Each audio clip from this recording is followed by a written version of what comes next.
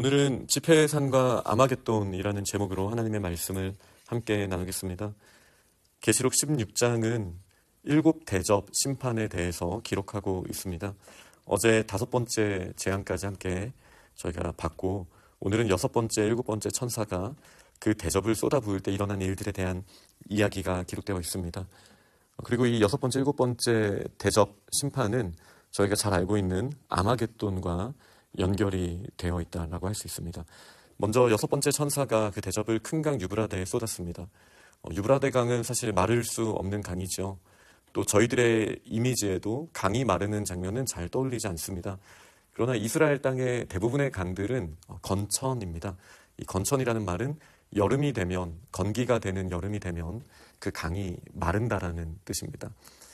이스라엘 사람들에게는 강이 마르는 것은 흔한 일이었습니다. 물론 요단강 같은 정도의 강만 돼도 강이 마를 수 없죠.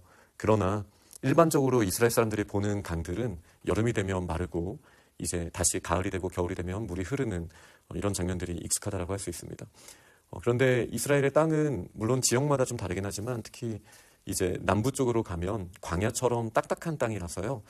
생각보다 이 강과 길의 경계가 모호합니다.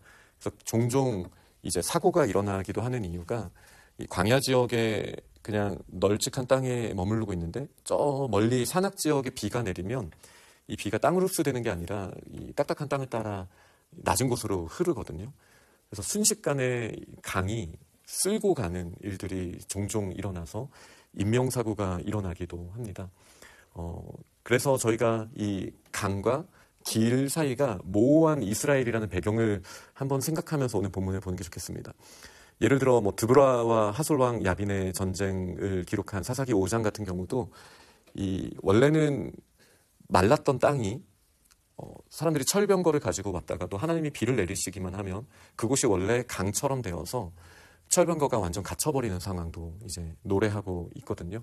이런 일들은 굉장히 이스라엘에는 익숙한 일이었다라고 한번 생각을 할 수 있겠습니다. 그러나 아무리 이런 배경이 있다 할지라도 어떻게 유브라데 강 같은 곳이 마를 수 있겠습니까? 강은 원래 사람들에게 생명을 공급하는 젖줄과 같은 곳이죠. 그런데 이 강이 흐르는 곳이 군대가 이동하는 길이 되기도 했다라는 이 사실을 기억해 볼 때 사람들에게 문명을 공급하고 또 생명을 공급했던 이 강이 이제 전쟁의 자리가 될 것이다 라는 것이 6번째 천사가 대접을 쏟았을 때 보여진 내용이라고 할 수 있습니다. 저희가 이전에 13장에서 봤듯이 성삼위일체 하나님을 흉내내고 있는 저 악한 새 짐승이 있죠. 오늘 다시 나옵니다. 그 용의 입, 짐승의 입, 거짓 선지자의 입이라고 표현이 되는데요. 이 새 짐승이 있었죠. 용이 있고 바다에서 나온 짐승, 땅에서 나온 짐승. 다시 말해 이 하나님의 자리를 대신하고 싶어하고 또 영광의 자리에 스스로 올라가고 싶어했던 거짓 왕, 이 악한 무리가 사탄이 오늘 본문에 다시 나옵니다. 그리고 더러운 영이 그들의 입에서부터 나옵니다.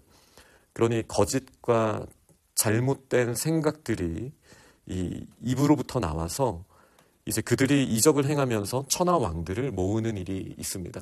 그러니 계시록 13장에 이제 또 다른 측면을 저희가 보고 있다라고 할 수 있겠습니다. 이들이 모은다라는 표현이 나오는데요. 그리고 그 땅은 16절에 보니까 히브리어로 아마겟돈이라 하는 곳으로 왕들을 모으더라라는 표현이 다시 나옵니다. 이들이 사람들을 모았던 이유는 이제 유브라데 강도 말랐고 전쟁의 때가 되었다라는 것을 직감하였고 그래서 많은 사람들을 모아서 하나님과 대적하여서 전쟁을 벌이기 위하여 이제 모으는 장면으로 기록이 되고 있는데요. 그때 이제 예수님께서 말씀하시는 내용이 잠깐 들어있죠. 15절에 보니 내가 도둑같이 오리니 누구든지 깨어 자기 옷을 지켜 벌거벗고 다니지 아니하며 자기의 부끄러움을 보이지 아니하는 자는 복이 있도다.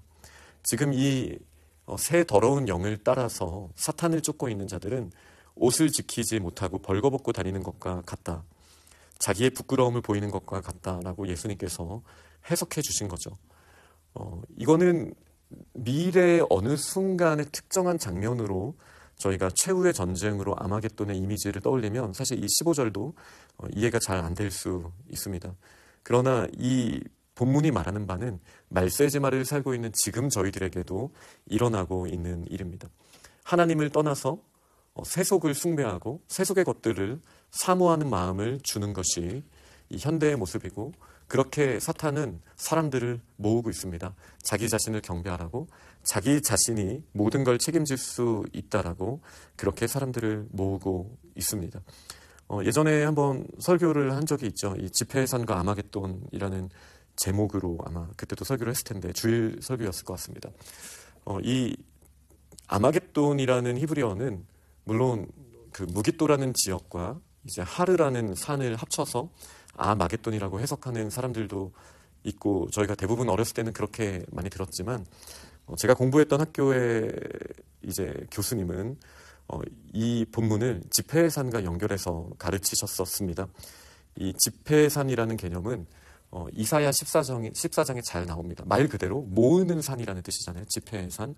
이 모에드라는 말이 모은다라는 뜻의 히브리어입니다.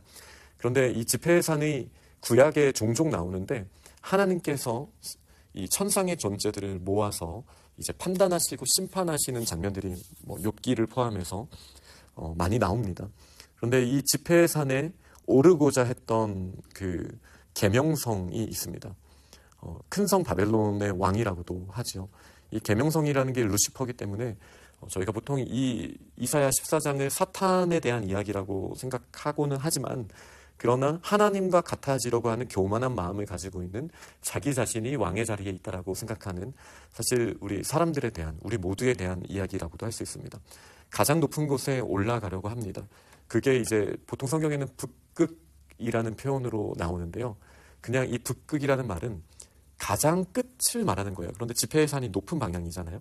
그러니 지폐의 산에서도 가장 높은 하나님의 자리를 탐하고 있는 우리 사람들의 교만한 마음에 대해서 이야기하는 거예요.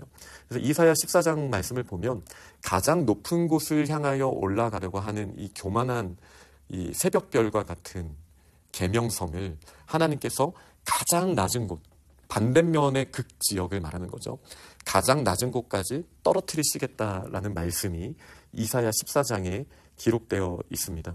그 지폐의 산을 이제 헬라어를 통해서 다시 히브리어로 음역하면 아마겟돈이라고도 저희가 부를 수 있습니다. 그래서 흉내, 또 말이 또 약간 비슷하지만 조금 다르기는 하잖아요. 그래서 이거를 저는 진짜 지폐의 산과 대비되는 가짜 지폐의 산의 고유 명사처럼 요한계시록에서 아마겟돈이라고 부른다. 저는 그렇게 해석을 하고 있습니다. 그러니까 하나님이 실제로 계시는 지폐의 산이 있지만 성삼위일체를 흉내내려고 했던 이 악한 사탄이 지폐의 산이라고 비슷한 발음으로 부를 수 있는 아마겟돈이라는 곳으로 지금 사람들을 다 모았습니다. 이 정도 분위기가 되면 이제 엄청난 전쟁이 일어날 것 같고, 또 하나님도 힘겹게 이기셔야 될 것 같은 그런 흐름이 좀 있잖아요. 그런데 전혀 그렇지 않습니다. 6번째 대접은 강을 마르게 해서 이 세속의 사람들이 하나님을 대적하는 이름으로 모이는 그런 장면으로 연결이 되었고요. 7번째 천사가 이제 대접을 쏟으니까 이제 다 끝나버립니다. 전쟁이 일어나고 힘겹게 싸우는 장면이 나오는 게 아니라요. 그냥 지진이 있고 이제 큰 성이 무너지는 장면으로 이 아마겟돈이라는 것이 정말 말 그대로 가짜였다. 하나님을 대적할 수 있는 것처럼, 하나님과 싸워서 이길 수 있는 것처럼 사탄이 사람들을 속이고 모아왔지만, 이거는 계속 13장을 포함해서 반복되는 주제잖아요. 거짓을 말하는 그 영이 사람들을 모아왔지만 실제로 7번째 대접이 쏟아지자 그들이 받은 것은 심판밖에 없습니다. 사실 저희가 요한계시록을 통해서도 봤던 것처럼 아마 12장이었죠. 이 사탄이 용의 모습이 하늘에서부터 쫓겨나서 광야로 와서 이제 여인의 아들을 잡아먹으려고 했던 장면이 있었습니다. 그때 기록되었던 것처럼 사실 이 사탄은 하나님과 싸워서 진 것도 아니고, 또 하나님의 천사 중에 하나 미가엘에게 져서 땅에 떨어졌다라는 기록이 계시록에서 저희가 이미 봤었잖아요. 그러니 사탄은 이미 영원한 전투에서도 하늘에서도 져서 이 땅으로 내려와서 이 세상의 공중권세 잡은 자, 이 하늘을 여러 가지 층으로 구분하기 때문에 이 땅의 하늘의 공중권세 잡은 자, 그러니까 본질적인 하늘을 말하는 것은 아니에요. 이 공중권세 잡은 자로서 이 땅에서 영향력을 끼치는 것처럼 보이지만 사실 그 모습 전체는 다 가짜입니다. 하나님과 대적할 수도 없는 존재고, 천사에게도 이길 수 없는 존재. 그런데 잘 생각해 보면 저희 사람들은 천사보다 더 귀한 존재잖아요. 물론 이제 성경의 번역에 우리를 천사보다 조금 낮게 하셨다라는, 조금 못하게 하셨다라는 표현이 있지만 거기에 원어는 하나님을 말하는 거거든요. 그러니 저희가 사실 사탄에게 실제적인 위치나 권능으로 질 수 있는 존재는 아니죠. 그런데 사탄이 저희를 속여서 함께 하나님 앞에서 멸망받는 것을 꿈꾸고 지금 거짓을 말하고 저희를 모으고 있다라는 것이 요한계시록에서 반복적으로 이야기하는 내용입니다. 말씀을 맺도록 하겠습니다. 이 아마겟돈, 최후의 전쟁이라고 알고 있는 이 전쟁은요, 사실 실상이 없습니다. 전쟁이라는 것도 사실은 없습니다. 그냥 하나님을 떠나 있는 자들이 속아서 자기들이 그렇게 하나님을 떠나서 행복할 수 있을 거라는 거짓 복음에 속아서 자기들끼리 모여 있습니다.